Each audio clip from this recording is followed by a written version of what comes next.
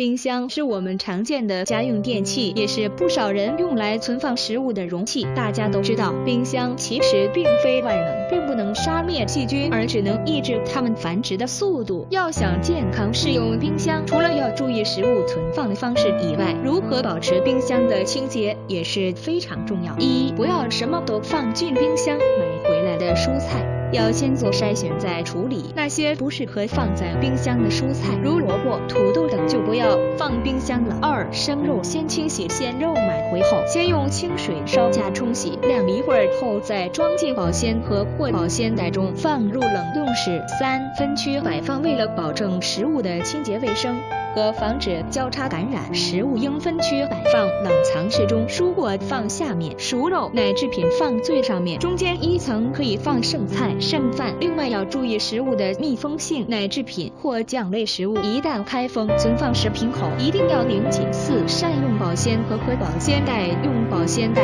和保鲜盒能保证食物的密封性，防止被食物被细菌污染。另外，即便用了保鲜盒和保鲜袋，食物也不能长期存放在冰箱，否则一样会变质。五，定期清洁，应每周给冰箱进行一次大扫除。大扫除时应先切断电源，用软布蘸上清水或洗洁精轻轻擦洗，然后蘸清水将洗洁精拭去。在发现冰箱零件积布时，应拆下用清水或洗洁精